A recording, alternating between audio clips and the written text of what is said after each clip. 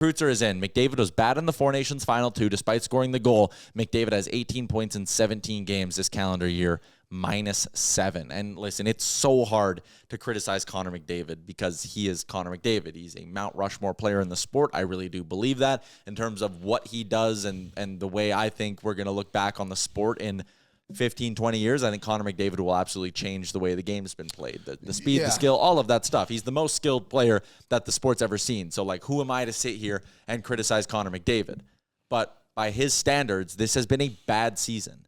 I agree. And early in the year, it was like, okay, he was banged up, whatever. You had the suspension, that threw a wrench in things. But, like, we have not had one true McDavid heater run. And we're going to talk, obviously, about the goaltending and the blue line and the depth forwards and all the other list of issues that exist right now on this team. And there are a lot of them.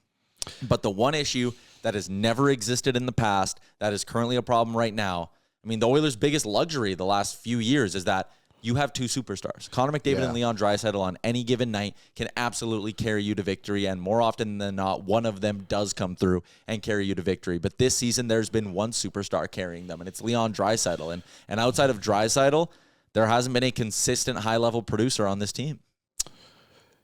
Yeah, there really hasn't been. When you look through, even on the blue line, like I think Ekholm and Nurse have both been good and shown like quality for the most part, but like still have had their blunders. Like just looking, you said we haven't had that McDavid heater. There was a stretch in December he was really good. But honestly, since the calendar flip, like not seeing too many like 2-point nights, which is obviously like a high standard for most NHL players, but Connor McDavid isn't most NHL players, and you'd like to see him elevate his game. Like again, like you said, there's only really been one guy, Leon Draisaitl. Like over the weekend, everyone was so bad, and he still managed to come out with a goal in back-to-back games. I think he has them now in 5 straight. You look back to before the break, that Colorado game, he had a great 2-goal effort in that one too, and dragged them back in it. And this team is so interesting because they are second in the Pacific Division, and coming back from the break, they were first and had a grip on it, right? And they've not been good. A lot of players have not been that good. Like Hyman's obviously off his pace. Even coming into the break, though, like when we were creeping up to the Four Nations break, the passes were sloppy. This team looked disjointed, at times disinterested, and it was like, you know what? Get them to the break. Let them reset. I know McDavid, Arvidsson, and Ekholm had to go play, but everybody else got 2 weeks to reset. And for them to come out and really play the way they did in both those games, like we're going to go through the goals. I have problems with a whole bunch of stuff.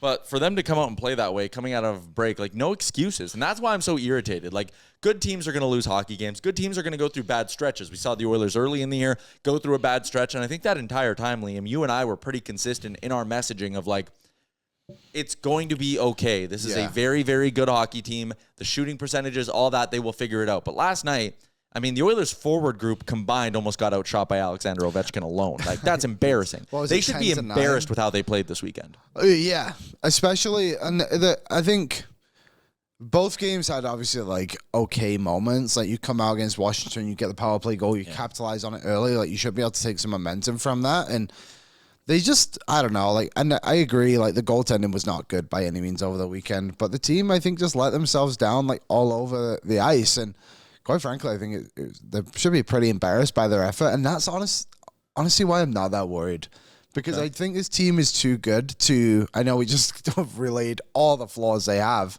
but even with all those flaws, we're still a top team in the league. Like, people believe they can go and win the Stanley Cup, and like, we've seen this already. They came back from the Christmas break and were terrible for 2 games against LA and Anaheim. Both games they should have probably won. I think they were probably worse in these 2 than they were in those 2, but then after that, they came back, and I think they won 3 straight. So I think they'll be fine against Tampa Bay. It's a tough test, don't get me wrong, but Tampa Bay is also a bit more name value now than what they used to be, I think is fair too. Yeah. Great team, but not as great as it. What's up, Nation citizens? If you like that video, then you need to be subscribed to the Oilers Nation YouTube. Podcasts, live shows, exclusive interviews, and analysis. Everything you need from your favorite voices at Oilers Nation. And you don't want to miss any of it, so hammer that subscribe button.